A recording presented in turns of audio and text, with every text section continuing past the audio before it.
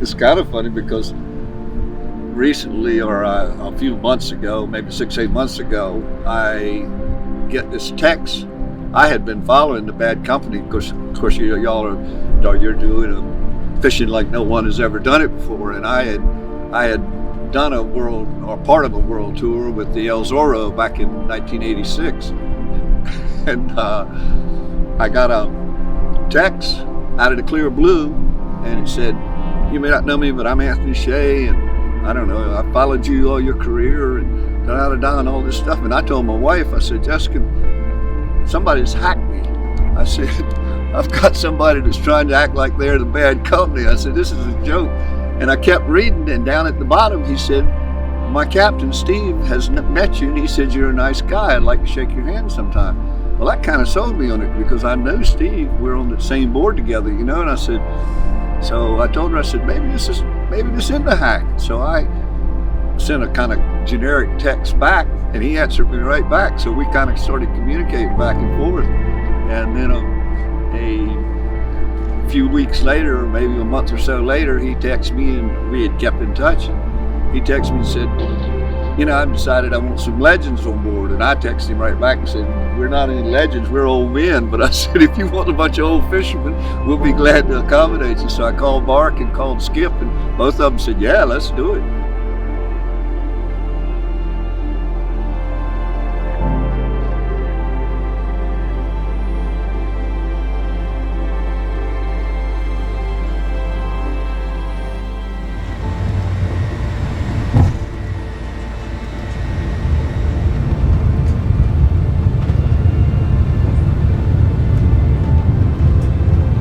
We're on the descent right now, September 4th, and pretty special. We're landing in Miami. Skip, Bark, and Charles Perry are at the FBO in Opelika now. Skip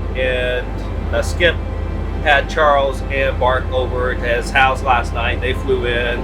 Skip lives in Florida, so they're all at the FBO waiting for us now. They're pretty darn excited, and I'm pretty excited to spend some time with these guys. So we'll come back at you when we touch down and say hello.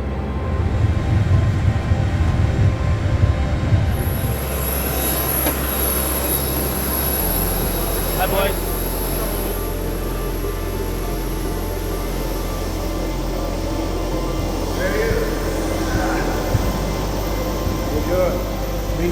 Mark Garnsey, good to see you. Very good to see you. Where's the triple threat? We probably went a little more set him off there. How you feeling, sir? Hanging in there, man. Yeah. Hanging in there. Feel better? Yeah. Okay. All right. Yeah. You guys hungry? A little bit. We've been snacking a little bit. Yeah. All right. Well, we but someone already figured out what the food is, so. Yeah, they ratted you out. Oh. Yeah, they smell it in there. No, we ordered some food for you guys. We're just gonna take on some fuel and get out of here. No, the bluefish mackerel. Sailfish, swordfish, salmon, wood, like the bluefish, herring, and gefilte fish. If they can, I'll let you. Yeah? Get our ass out of the way so you can get going? Yeah. I heard that one before.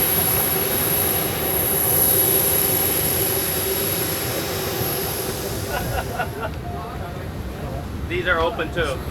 Don't tell anybody, I just stole his blanket. My father was 11 years old when the Wright brothers flew the plane, and he was riding on horseback and saw the Wright brothers fly the plane from horseback. No, true. You're kidding. No, it's true. For real? And I brought you a pin. It's got that Wright brothers plane on there, and it's Kitty Hawk, North Carolina. Look at this, right here. Well, thank you so much. Maybe you can go fly. Stay here. Welcome, guys. Thank you. 5 hours and 45 minutes. Weather is good. Great. You guys are good. Make it fast.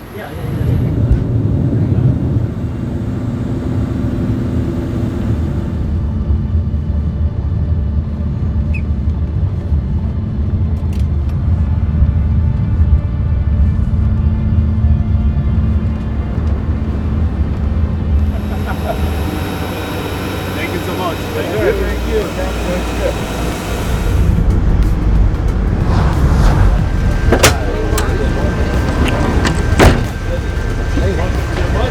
you doing? Anu.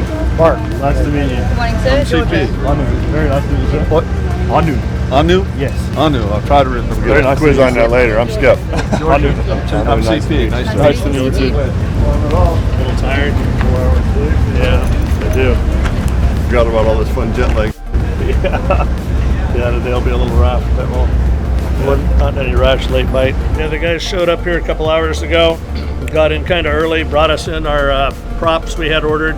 It took us about 6 months to get them. And then this is the first opportunity we've had to put them on, so we've been waiting about 9 months, hoping to make full RPM here now. The boat's kind of been a little bit overwheeled the whole time. So finally had a chance to put them on. We're putting those on. Chased the whole bonding system in the boat the last 2 days. Replaced all the zincs, found a couple bad connections, just trying to get the thing as close to 100% as we can. So we can finish out the season here. So just a lot of preventive maintenance and just work getting done. So we're heading down to the Spencer and get ready to go fishing. We got in, I don't know, 2-3 hours ago, but the boys had an opportunity to catch up and relax a little bit, had a good breakfast. And we're gonna see if we can go out there and run one over. Mark, you hooked up with the long river already.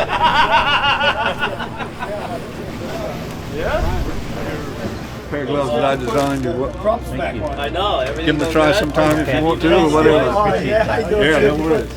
Nobody's hooked anything yet today, so we We'll catch the first one. Yeah, we found all kinds of stuff wrong with this boat.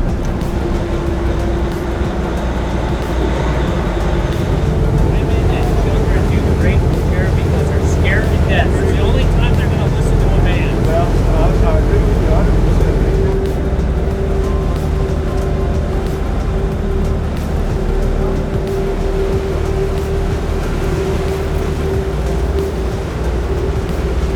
Backlashing you. Come on. There you go, mama.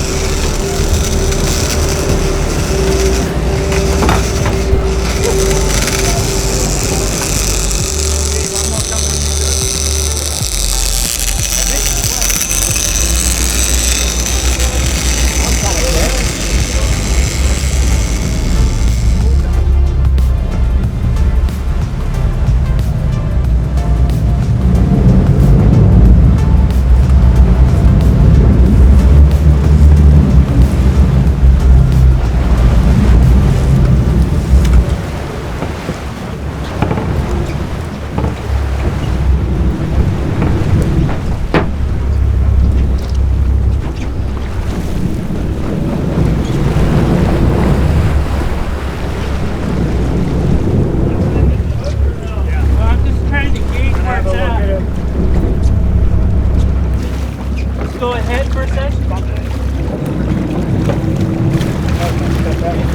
That's going to be hard to get out.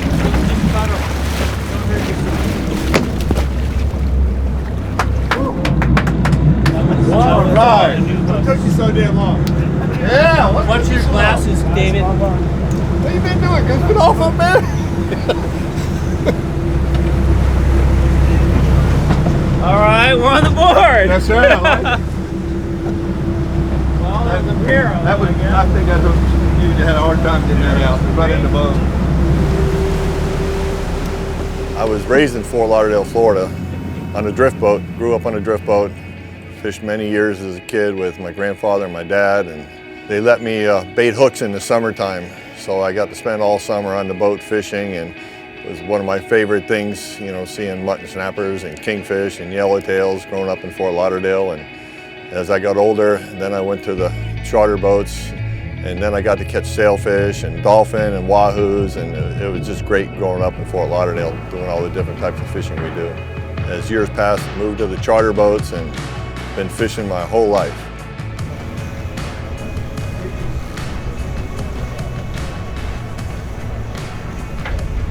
Can't miss the boat. Gonna be late. As I was charter fishing, there was a bunch of private yachts around BHMR back then, and I got offered a job working for an insurance company on an airboat, and then after a few years of that, the swordfish boom started in the late 70s, and then I went back over to the charter docks a little bit more, catching swordfish, and fishing was great back then, of course, as we always say back in the old days. And then after that, I got an opportunity to go down to Belize and work on a boat called the Hooker. And I was just going to be the deckhand bringing the boat back there, helping them bring it back. And from there on, my life changed. After I got on the Hooker and we got back to Florida, the captain had to go back to Hawaii, and the owner of the Hooker asked me if I wanted to run the boat. And I said I'd run the boat for a couple months because I was long-lining at the time with all those swordfish. And after a couple months going over the Bahamas, and we did good in some tournaments, and I was recovering from getting quite a few hooks in my hand on the longline boat, so I really couldn't use my hand too good at the time. So I took the job as captain of the Hooker. And from there, it took me around the world. It was an amazing adventure.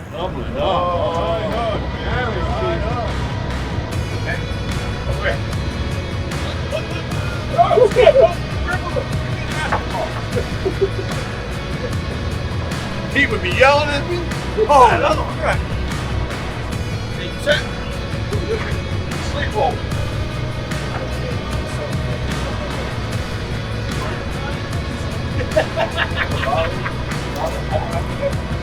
And I had been reading books about Panama and the abundance of fish in Panama, of billfish in Panama.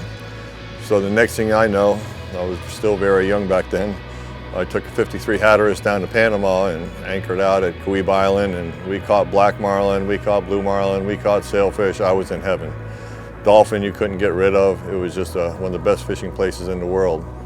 In January we caught usual black marlin and sailfish, and then in February of '86 we started swordfishing, and we caught 4 world record swordfish in 1 week, and that started our quest to go light tackle world record fishing.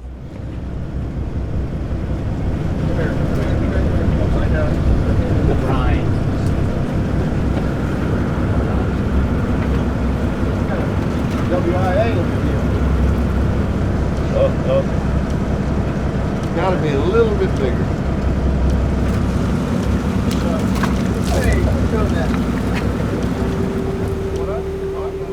My father started a drift fishing business in Pompano Beach. It was one of the very first drift fishing boats, and I grew up around the boats and then working with him as I got older. But I started out about 5 years old. I'd ride out with him pretty much every day during the summertime, you know. And then, of course, I had to go to school eventually. But yeah, so I've been in the business, other than being in the military for a few years, my whole life. I had the good fortune of meeting a gentleman that I made friends with for years, Mr. Stuart Campbell, and we had a lot in common. And he was very interested in fishing, and in fact, very much like Anthony is. They did a lot of research, and you know, they worked hard at it, and they really worked hard on being successful, but they worked hard on understanding the trade, you know. And also, he was, again, like Anthony, he chose good crew, and I think having a good crew is probably the most important thing, you know, and have the teamwork that you guys have here. So I did that worked with him for, I guess, 30 years.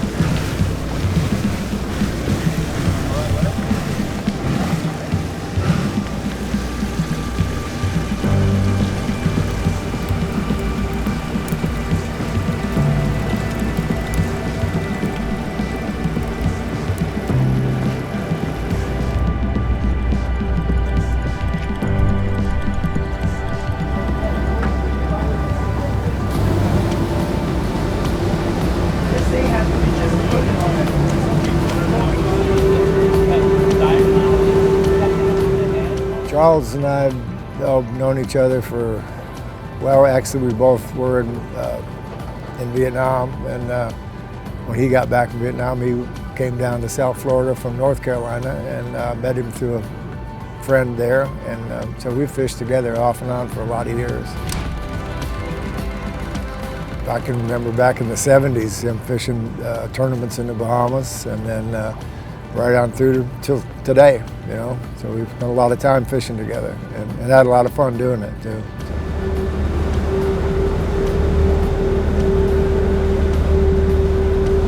Our 4th day of fishing, our first 3 have been really poor. Actually, the fishing's been slower than normal for certain within our whopping 3 years of fishing here. But some of the other guys are still getting some bites, and for some reason or other, I just can't put it together. Failing miserably here on several fronts. We're seeing a few fish, getting to the fall of the boat. We're not able to raise them for some reason. It's been going on for about 10 days now. Fishing, I thought, pretty well right up until that point, but we're in some kind of slump here that we can't figure out. Conditions haven't been the best. Fishing hasn't been like red hot, but a couple guys are being pretty consistent. We're not, so it's making us a little crazy. But hopefully that'll change today. We switch some stuff up and see if it makes a difference.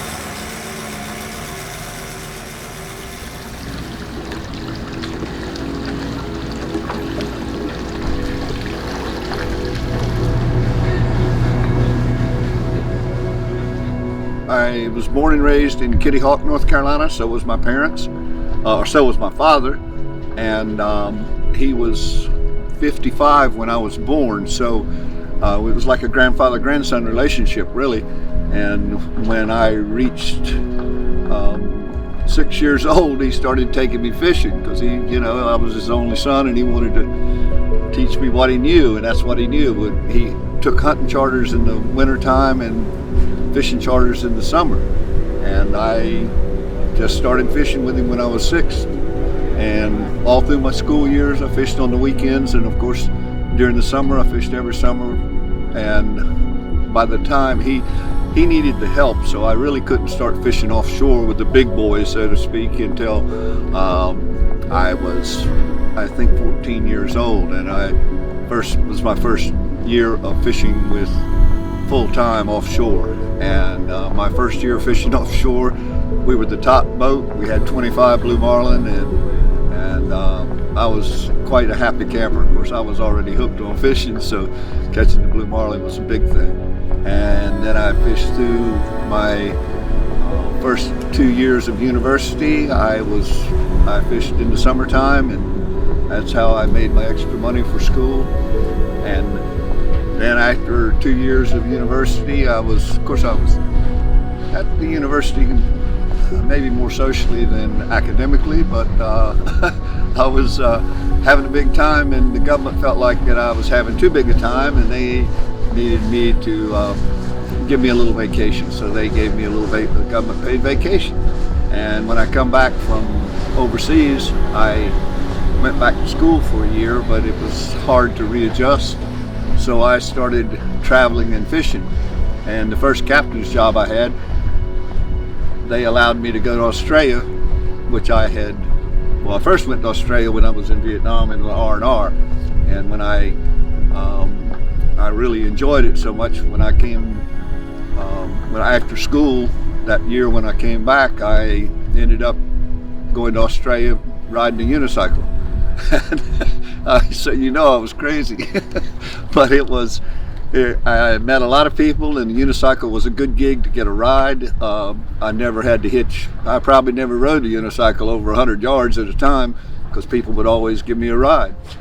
And so in '73, I went back for the first year for the first full season in Australia, and I fished there 20 seasons altogether. I mean, I was obsessed with those big fish, and they stole the show. You know, they was just unique. So, and I kept traveling and fishing.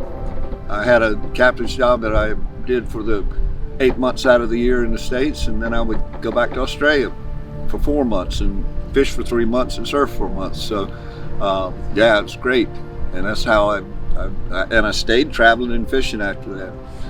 And through the years, I've been really fortunate to fish with guys like Mark Garnsey that taught me a lot, and with Stuart Campbell, of course, who was just fished for world records, which made it exciting. Every fish was exciting, and we tried to match the fish with the line class to make them a potential record. And we fished a lot of different places. And for 4 years in the Ivory Coast of Africa, or I fished 4 years with them. They fished a little more than that there before I joined them. And of course, Cape Verde and the Canaries, and so I've been fortunate to fish a lot of different places in a lot of the good hot spots.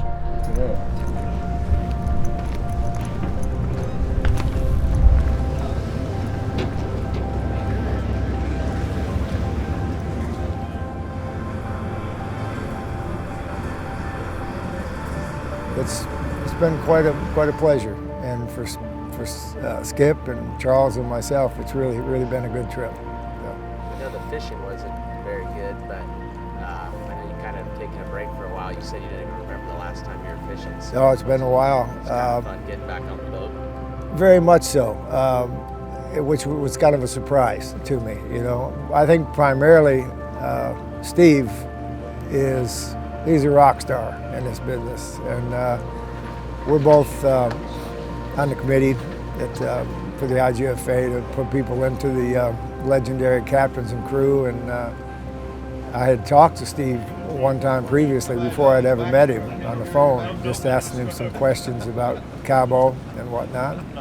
But I never had fished with him before, and his abilities with the sonar and whatnot are just on a whole new level to me. It's totally beyond me, because that was way before my time, you know. And so it was really a privilege. That's true with the whole crew. It was really fun. You don't usually get a bunch of guys that are very serious about what they're doing.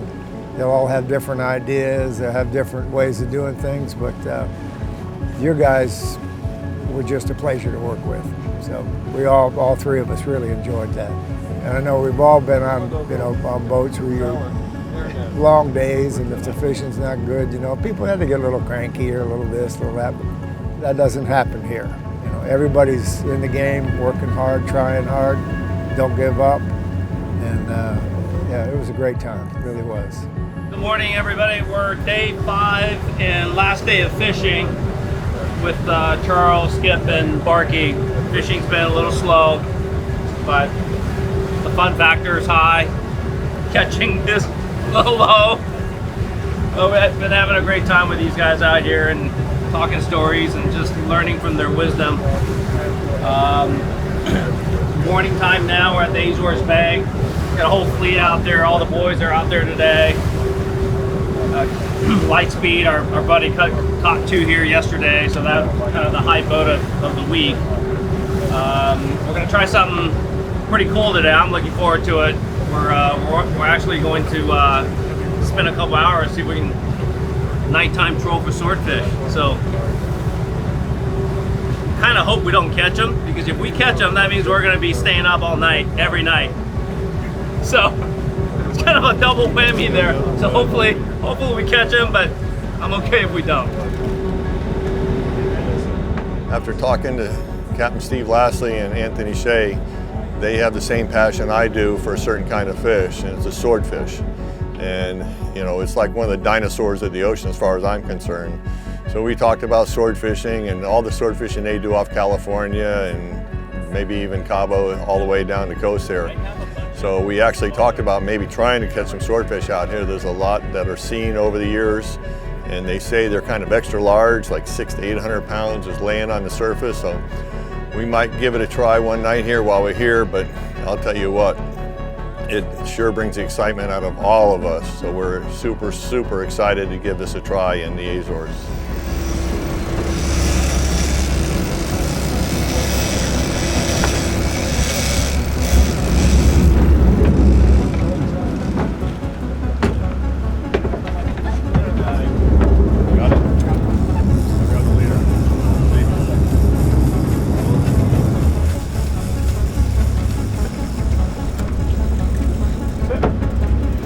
Out of the way.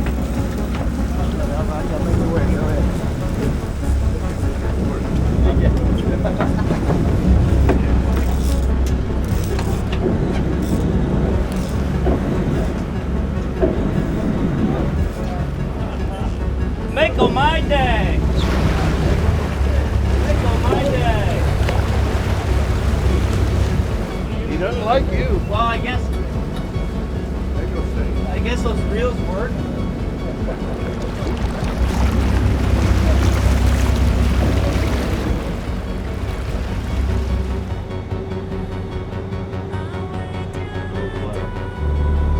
How many times you back grab? 7?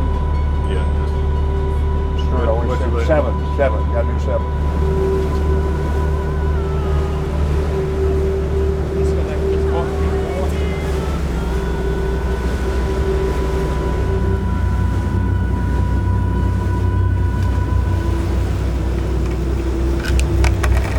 Man, Azores 2024. We're going sword fishing in the Azores. We're going to troll for the things.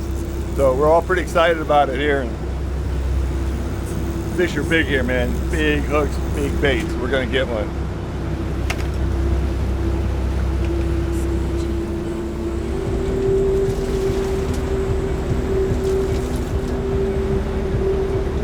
We need to try and put the rigger down, eh? I was trying not to, but we'll burn the rigger off if we turn.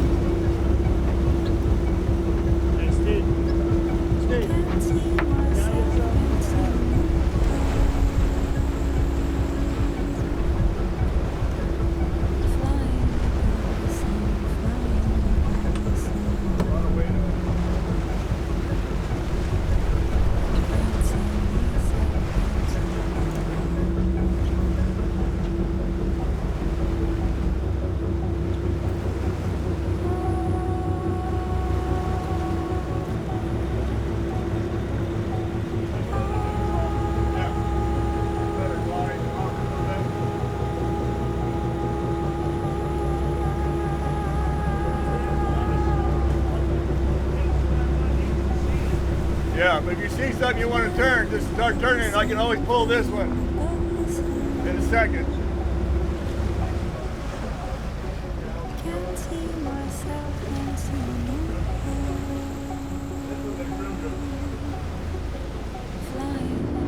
Try hard, that's all you get out, right?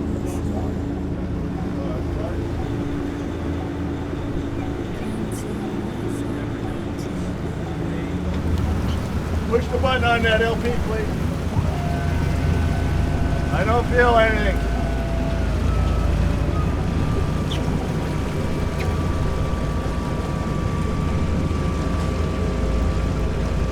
I might have just tripped in that turn, but we were going faster before.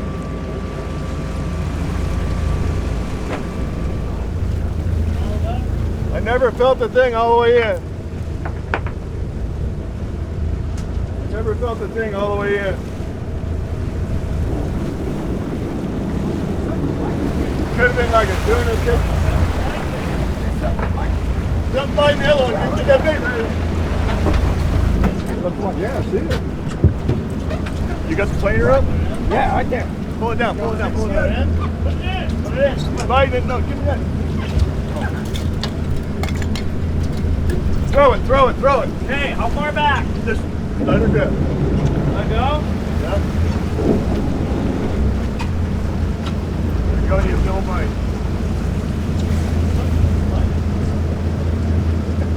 Lump it in here or just leave it? Should be good like this.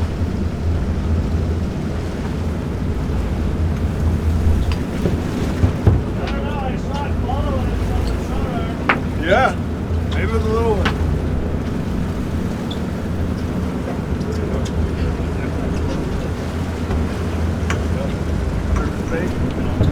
Good bait though.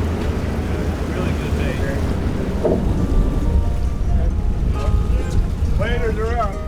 So we're here at Horta, Azores, towards the sort of middle end of our trip, certainly the last trip of the North Atlantic season before we shift to South Indian and the next leg, which is Lazarito, Mozambique. Just reflecting back so far in this trip, and it's just always really special to be here present in September at Horta. This is really a magical place. And I felt that because of this location, the charm, the fishing, the safety, it would be great for us to honor some of the greats in the past. And you know, I've known Skip for a few years, and just recently, in the last year or so, gotten to know Charles. And I just felt that it would be truly an honor to have them join on a trip. So I started putting this trip together probably in the last, I don't know, 6 or 9 months or so. And you know, and it just came together. It came together over the last 6 or 9 months, and you know, getting these guys together, having them commit to a full week of not only disrupting their lives, but you know, traveling all this way. This is really not an easy destination, but we just had an amazing trip with them. And now, being 2.5 years, we're certainly starting of season 3. What I realize is how incredible these men are going fishing back in that era. You know, the beginning of it, you know, keep in mind that motherships are very different back then. The Madam and the hooker from Skip Smith, you know, was cruised at 8 knots. So it took a little while, at 200 knots a day, as compared to the technology today with the 175, which covers 400 nautical miles a day. Also, back then, there was no segregation in crews. So the way that you know, our program in the contemporary days today, we have a yacht crew that is dedicated to the mothership, and then you have a fishing crew that is dedicated to fishing. Back then, it was a blended approach. So the mothership captain is the fishing captain. So Skip was telling me that his longest journey was 1 year. So where we're able to come in and fish for 20 or 30 days and then go home and rest for 20 or 30 days and then come back again.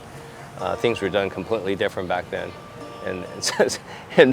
And you know, when they started, they didn't even have GPS. And then it was just great to catch up on some of these stories and how these men were truly pioneers.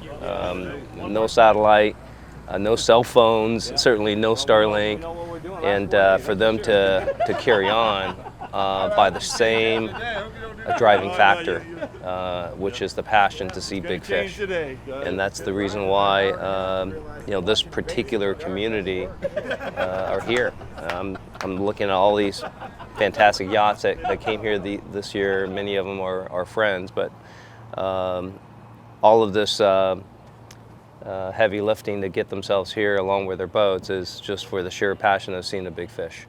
So it's been a great trip with the legends. These guys were fantastic. Once they left the boat, we missed them. We missed having their energy on the boat and their wisdom. And these guys are great to hang around with. Great guys.